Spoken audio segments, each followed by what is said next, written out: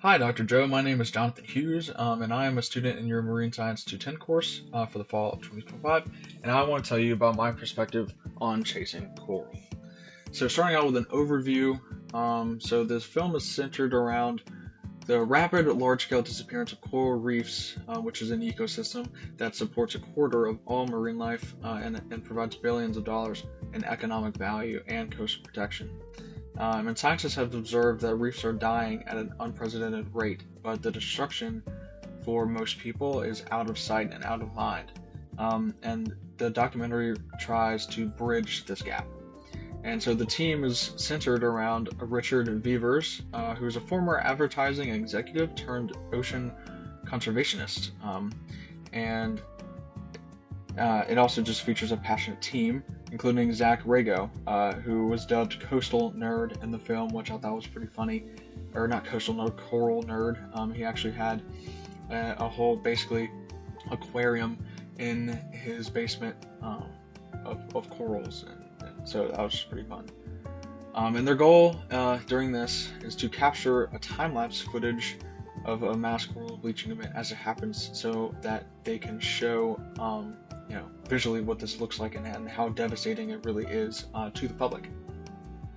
And so their original idea was to develop a camera system that they could just place, and then during the weeks that this bleaching occurs, it could just capture it, and they would have very detailed, just step-by-step evidence of this happening and just how devastating it is. And so the challenge they faced during this is that the camera just malfunctioned, whether it was because of harsh weather or just the camera itself wouldn't focus. That was a big deal.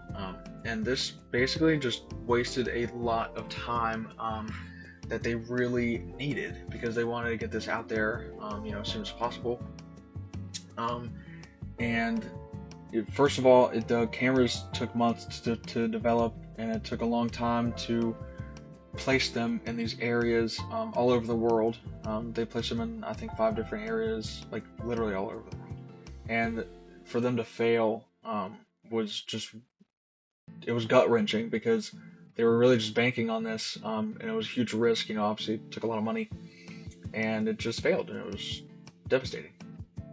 And so eventually they decided to really relocate to the Great Barrier Reef in Australia as a last ditch effort. And they kind of they figured that this was that a global bleaching event was going to occur here, because they were tracking an El Nino and just the ocean temperature in general, which we talked about in class. And basically, because they were so desperate and they just needed to get this footage, they actually dove down every single day and took pictures in the same locations, and so it was very physically taxing on them. And it really, not that they weren't passionate, but it just put them in this situation. It was very emotional, and was very good overall for the documentary. But one of my favorite parts about the film is that Zach Rago, the coral nerd, it was the day that this reef had fully bleached, and there was a stark difference between the day before and then this day that I'm talking about.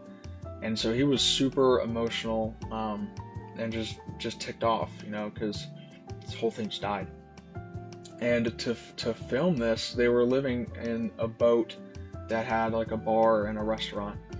And whenever he went back to his room, he was walking past this crowd of people that's just drinking and carrying on and living, life.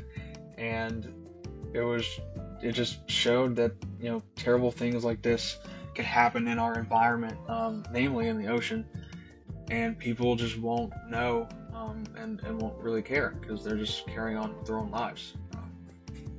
But anyway, by far the most compelling part of the film was the successful time-lapse footage, and it was just really difficult for all the team members, because they were all super, super passionate. And so the main takeaways are, the documentary clearly connects coral bleaching to global warming, and it emphasizes that the increase in ocean heat is stressing the corals, which causes them to expel their zooxanthellae, and this is why, or this process turns them white, which is just showing their skeleton.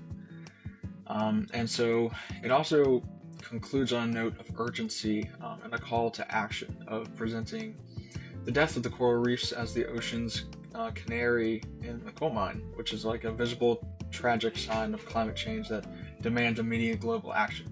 And it is a very powerful visual, and it was overall just a very good documentary. So now for the things that we discussed in class. The first thing is El Niños, and El Niños, they occur every 2 to 7 years.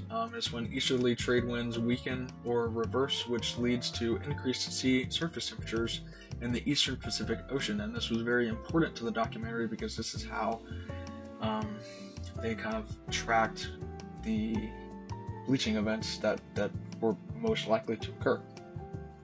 And then it also touched on just global warming. So a lot of the rising Earth temperatures are being put on the ocean because of water's innate ability to absorb heat, which is what we discussed in class. And the documentary hints at the fact that a lot of people don't think global warming is as bad as it really is, because land temperatures and whatnot haven't raised that much. But whenever you're looking at ocean temperatures in particular, global warming is pretty hard to deny. And the third thing I picked out was just bleaching. And it just, the documentary does a great job of explaining and showing bleaching and just how terrible it is.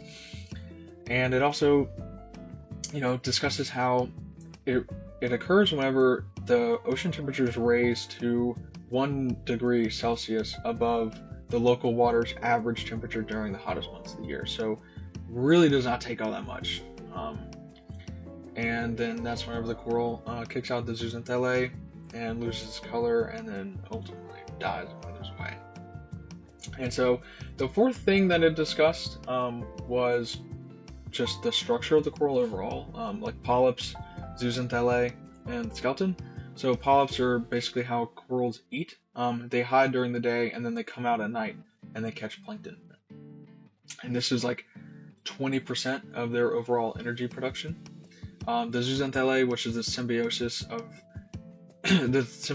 animal of the coral, they live inside the coral and they provide oxygen, remove polyp waste, and make food for the polyp from photosynthesis, and they also give it the color.